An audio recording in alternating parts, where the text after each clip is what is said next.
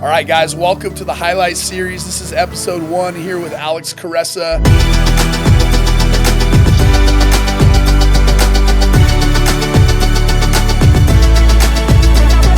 Kind of give us a background on kind of what got you to this point. How did you get into sales? Yeah, so coming on, I think it's about year 7 this year. Will be year 7. Started sales in 2017. We were actually doing solar at the time with Vivint Solar.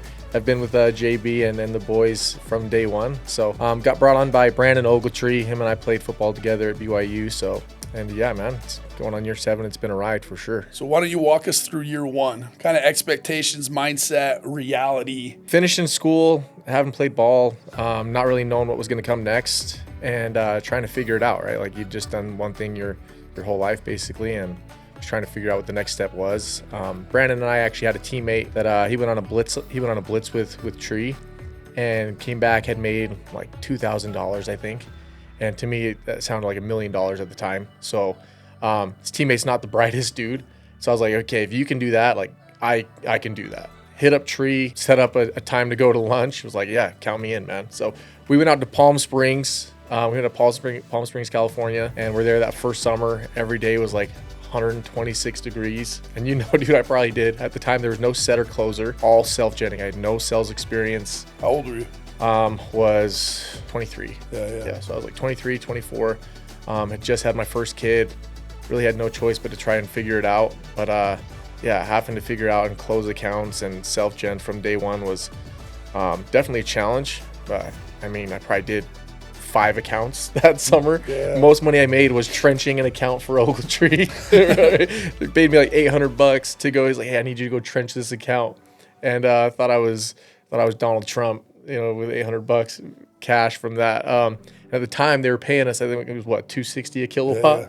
So solar's definitely Nothing. changed since that time period. But that was my first experience. From there, I've obviously grown a lot and learned a lot of different things. So looking back on year 1, what were some things I feel like you could take away from now that you wish you would have done differently year 1 that maybe people listening can apply, and so they don't make maybe the same mistakes you and I probably both made? Yeah. So some things that I wish I would have known at that time, as far as just learning the industry, was just applying myself more. Obviously, we had come from alarms, or you guys had come from alarms. It was the first year of solar, so I think everybody was just trying to figure it out. But I wish I would have picked the brains of guys that have been around. Like, there's so many people and things that were accessible to me. At the time, there wasn't a lot of online training or different things like tools that we have now, but there was a lot of people that were accessible and a lot of guys that were willing to be helpful.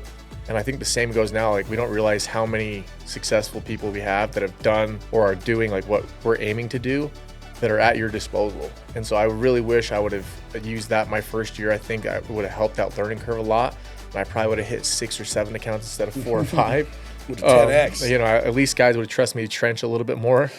But yeah, using the people around me and the guys that have been there and kind of done that, and being able to pick their brains, I would definitely wish I would have done that more. So you're going into year 7. What do you feel like over the course of the last 6+ years doing the job?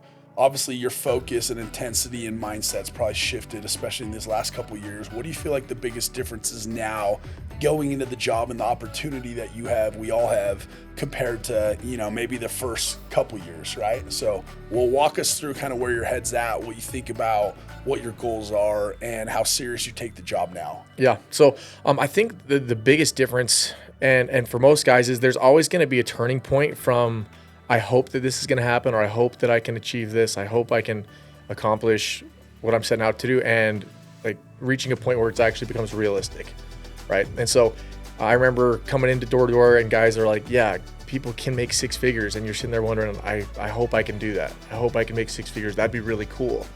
And then getting to a point where you see a check, you see some progression, and you're like, that's actually real. And before you know it, 3 years, 2 years down the road, like you're there. And 6 figures doesn't feel like you're at 6 figures. It doesn't feel as cool as you once thought. And so you're now chasing the next thing. And you know, we got several guys making $1 million, and we talk about it where it's not chasing $1 million anymore. And it's cool to see how we've gone from chasing 6 figures to now who can be the first to make 2-3 mil. And so, you know, I kind of look at it like Tiger said, like, if you're not in it to win, right? People talk to him about tournaments and playing in different majors, and he's like, I'm not going to play if I'm not trying to win. And I'm doing the same thing, where there's a lot of guys that are more talented than me, that have done bigger numbers than me, but I'm always going to chase those dudes, and that's what's fun.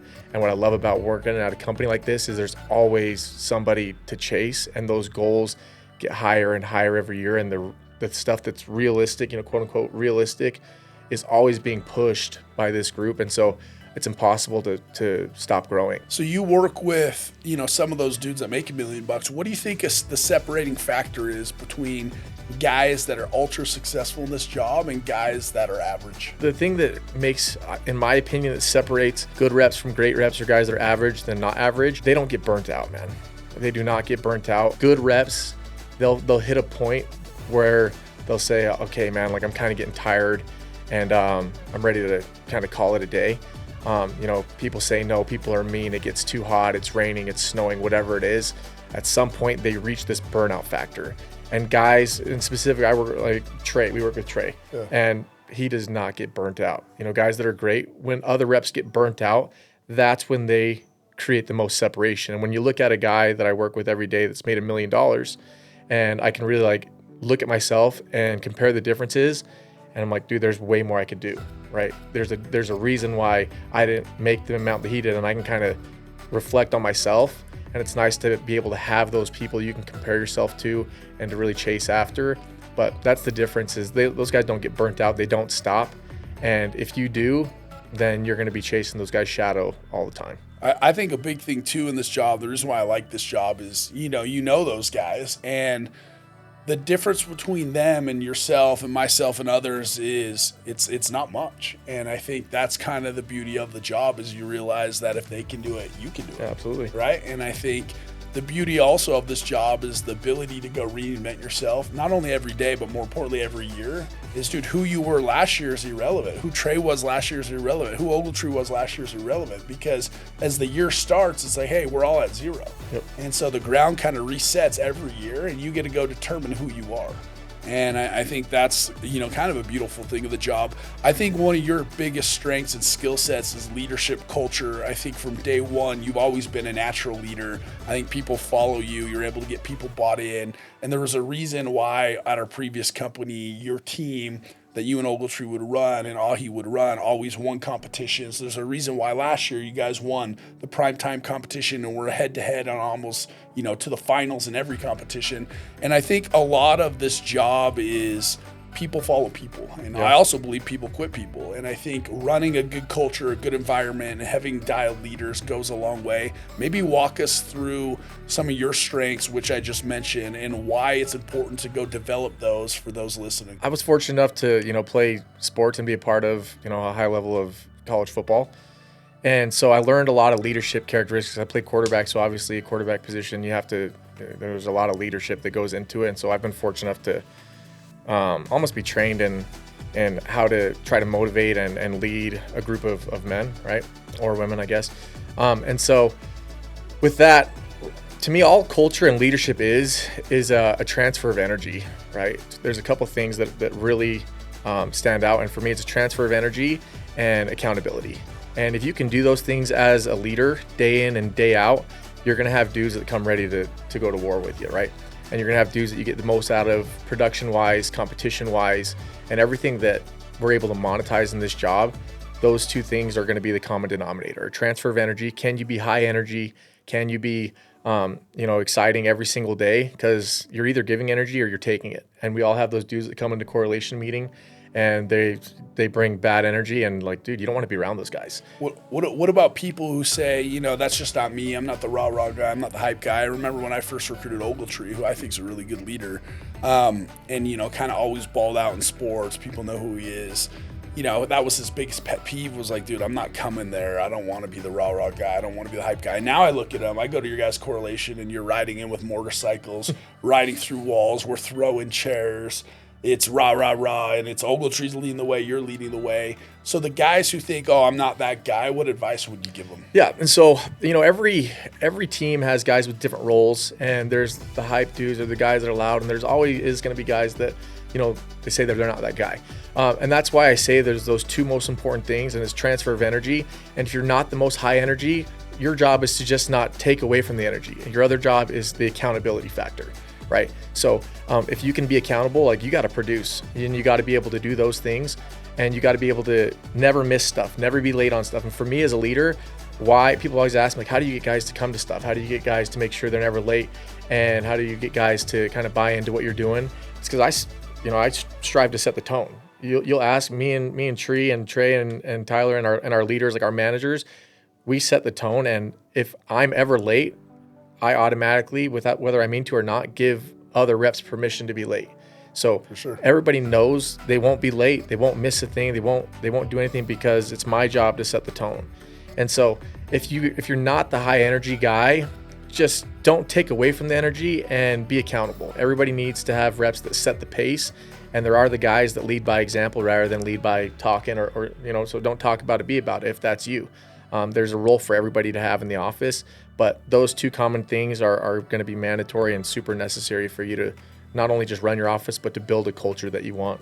Yeah, and I think what you said is right. Is a lot of it's acting as if is like, dude, not like, you don't want to go. I don't always want to go be the rah guy, but it's the same with sales. Is Trey was never the best rep from day one. You got to act as if. You got to act as if and have that confidence. And I look at kind of like yourself, Ogletree. It's like, dude, if there's no leader and no one bringing excitement, who's going to do it? Who's going to rally the troops? Like, people want to get behind people, and people want to follow people, and they want to follow a leader. Like, yeah, I'm following this dude to war. And so I think my advice too for those listening is you got to go be that guy. Even if you're not that guy, you got to figure out, how do you go be that guy? And I think a lot of this job is figuring out, hey, these are the different aspects of the job. How do I go gradually improve by 1% in every level of the job? Before you know it, you're going to wake up in 2 to 3 years and be a completely different sales rep, Absolutely. leader, have different confidence, mindset, and you're going to look and be like a whole different person, kind of like you are today. Yeah. Like, who would have thought you're leading one of the best offices in the company? You're the leader that you are when you sold 3 accounts and you were trenching for Ogletree day one. Like, a lot of it is being a byproduct of not quitting, not giving up when things get hard. And, this job is going to teach you who you are, and you're going to figure out, this is who I am. But that's what also what's crazy is you'll find the only differences between the dudes that have made it and the guys that are like really good. It's really rare. There are those outliers that, like Tree, for example, did 100K like his first year. Sure. And so that wasn't me. Yeah. That wasn't and so you. There are those outliers, but for the most part, the only difference between the guys that are at the top right now and dudes that are no longer even in the industry is they stuck it out, right? Like, they just kept going. They trusted the process, and their back was against the wall. They jumped 2 feet in. And so what I would say to like a lot of the dudes, if you didn't hit where you are last year, if you're coming into your first year, your second year, third year, you're not where you want to be, like, just stick to the process. That is the only difference. All the guys that are the best of the best, there's nothing special about them. You'll hear their pitch, you hear how they talk, you hear how they interact with customers, and the only difference is like they're not, you can mimic what they do. You can mimic what they say, you can mimic how they interact, you can mimic their whole sales process. And the only difference is, like, they do it more than you, and they just kept going. So for all those dudes, like, absolutely trust the process, and you'll find yourself in the shoes of somebody you now look up to right now. What piece of advice, you got rookies listening to this series, what piece of advice would you give them? It's the one piece of advice, and I think kind of what you talked about is obviously super important, but what one piece of advice, if guys are listening, hey, this is what I would do, is what piece of advice would you give them to kind of buckle down to make sure they have a good year? Yeah, so for us, we call them playbooks, right? So we've created a playbook. I want my reps to have a super detailed blueprint or a playbook of where they want to go, and I want to break it down with them. And so in the past, something where we struggled was, having guys like, what do you want to do? And then they say they want to accomplish X, and then we don't have a very specific blueprint for them to get to X, right? And so for a rookie, for your first year, or even where you're just not where you want to be, sit down with your manager and figure out exactly what you have to do, like in detail, day by day, week by week, month by month, all the way over the year to accomplish whatever your goal is. I promise your manager is going to know those details. And if you can break it down, and like I talked about, you can have that sense of accountability, and hold yourself accountable to that in detail, it becomes very easy to see where you're falling or where you're falling short, and to see what needs to be done, and to kind of track where you need to be to get to that goal. And so for those dudes, if you can create that sense of accountability for yourself, you're going to find that it's way easier to reach your goal, as opposed to randomly setting a goal at the beginning of the year and hoping you hit it, but not setting any milestones or steps. You're not going to get all the way to where you want to be in one day. And so you got to take it day by day. And by the end of the year, you might fall short still, but you're going to find yourself taking a lot of steps. And because from 2017 to here, it took me a lot of steps, and it would have been really easy to stop, and to quit and to try something else. But we're able to do what we're doing, and we're in the position that we are now with the income potential now that we have, just because we didn't stop going. To close out, kind of what are your goals for 2023? What do you want to go accomplish? What do you want to do differently this year that you didn't do in the past? I want to focus more on a year-round type setup for a lot of our guys. You see a lot of the offices that are doing super well, and they have a really dialed in year-round system. So that's been one of my goals, is to make sure we have a system that guys can plug into year-round so they can capitalize on the money. For me, obviously I have my own personal production and income goals, but I think those are all a byproduct of what you do as a team. And so I think if I'm able to create an environment as a leader and create a program where we're consistently winning and producing, then all of my personal goals are going to be a byproduct of that. So I'm not so much focused on those things. I'm focused on, as a team, making sure that we have more guys on the incentive trip, that we have more guys that are picking up prizes, we have more dudes that are turning into closers and managers, and we have dudes that are meeting those milestones of 100,000, 200,000, $500,000, $1 million earners, and we're creating those guys. And if I'm doing that and we're winning competitions and we find ourselves competing in competitions, production's going to go up, and my goals are going to be a byproduct of the team's success. Yeah, no, I love it. And guys, that's the whole point of this series. The highlight series is really to go help guys understand that, hey, if anyone on this series can do it, you can do it. And I think more importantly is help you understand that, hey, leadership trumps everything. And kind of what Alex said, and more who will follow on this series, is that leadership, all good things are a byproduct of a great leader. I think Alex, Ogletree, and those in San Diego have done an awesome job. That's why you run in a really, really good office. And I think understanding how important it is to be that leader and to be that guy. And if you don't feel like you are now, you got to act as if, and you got to go understand the certain levels of this job, and you got to go figure out how do you gradually improve by 1% each day in all those different levels. And like I said, kind of like Alex said, you're going to go wake up in a couple years, you're going to be completely different at the job, completely different leader, completely different person, the way you think, what you talk about, what you read, your vision. And I hope that a lot of you can find success and take the little tidbits out of these series and go apply them to your day-to-day, go apply them to your daily inputs, and go dominate at this job. So thank you.